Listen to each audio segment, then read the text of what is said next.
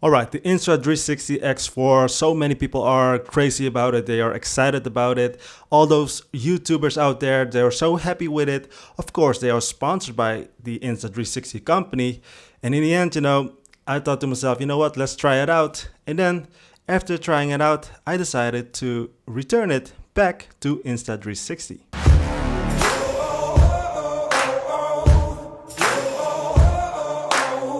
What's happening, guys? Gary Jahman here, back at it again with a new video. Hope you're doing well, hope you're safe and happy. So in this video, I'm going to tell you why I decided to return the Insta360 X4. Of course, there are some things that I do like about this camera. Of course, I like that you have this whole 360 camera and 8K and stuff like that. But it's not all about the specs. It's all about the way that what the output is, if that makes any sense. And also the user experience. So there are some things, but first let me tell you the things that I do like about this camera. And that is, of course, you got some nice, interesting angles that you can get. There are some various things. You can be very creative with it and be happy with the results. But for me, I was not really happy with the results. For me, the image quality was something that really bugged me out, if that makes any sense. It really got me thinking like, all right, I'm spending this type of money for this camera and this is the result that I'm getting.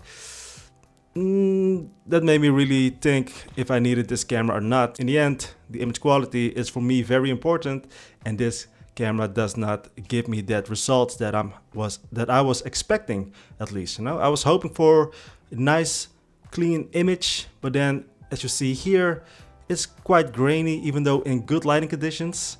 And of course, you do have some great, I would say, features such as the time-lapse features, and then in post you get the AI features, stuff like that. That is truly awesome. The battery life is really awesome. I like that you have all these different modes as well. You got a lot of things that you can do with this camera, and your own limitations is your own creativity, right?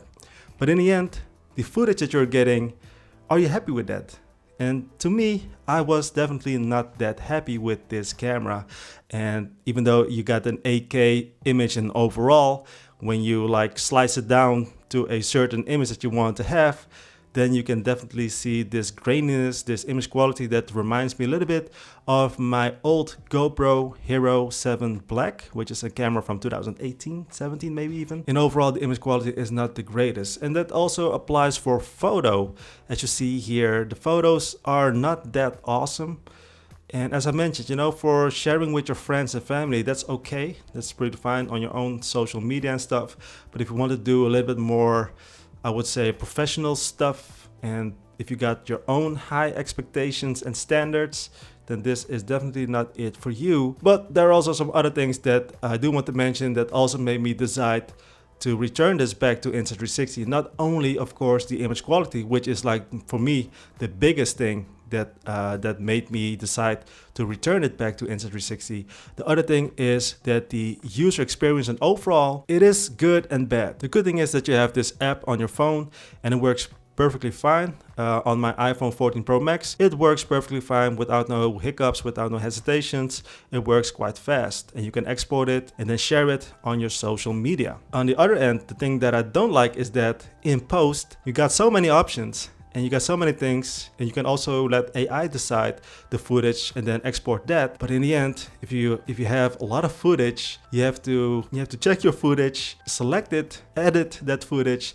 export it, and then combine it with the other footage that you have. So it is quite a hassle. It takes a lot of time, takes a lot of effort, and those type of things, is not a fast workaround.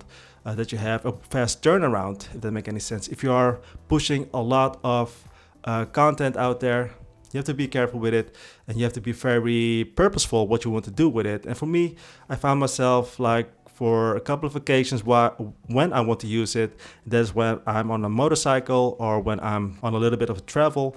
But in overall, for those type of things, you can also use different cameras with better image quality. Just a couple of things that I do like about this camera, of course, that it is small, it is compact, it's very robust. You do get lens protectors, and those lens protectors covers, those are from plastic. And the other thing about this is that even though, yes, those are nice to have to protect your camera lenses. It is also a little bit, it makes your image quality a little bit not that great if they are not that clean. So they get dirty really fast as well. Other things that I do like is that it is, because it's that small, it's not intrusive. You can just place it anywhere. You can walk around with it. People don't care about it because that's small. Nobody really sees it. It's like a little remote controller. The other thing that I don't like is that everything is in focus and there's no real depth of field, of course. You are missing that and that nice cinematic footage. What they say in YouTube, right? So depth of field is like equal to cinematic footage. You know what I mean, right? And that is a little bit of a bummer, but that is to be expected for such a small sensor, of course. Yeah, the price is quite high. As I mentioned, with such a high price point, you do expect some kind of nice footage. And I feel like a lot of the YouTubers out there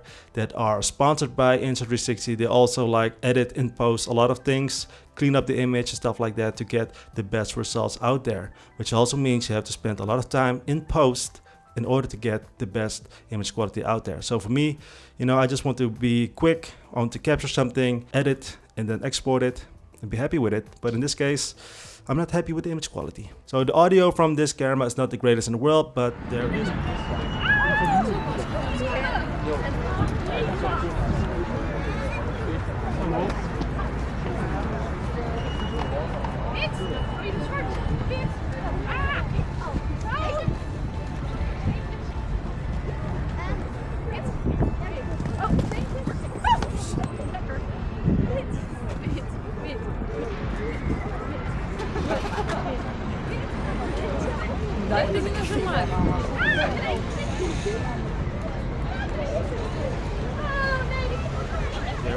There is fortunately like a little adapter so that you can use external microphones, which is pretty awesome. But in overall, guys, for me, the image quality, unfortunately, is not the greatest in the world.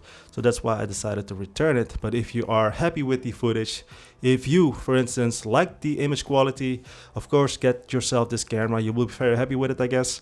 But for me, I'm waiting for the X5 and then hopefully the image quality will be better, maybe with the bigger sensor in it, and then my needs will be fulfilled. Anyways, guys, thank you again for watching. Subscribe to the channel if not already. Like the video, comment down below. What do you think about the Insta360 X4? And for me, you know, too bad. It is what it is. You know, just being honest with you guys, not sponsored. So yeah, just my true, honest opinion. Oh yeah, that's all. See you. Bye-bye.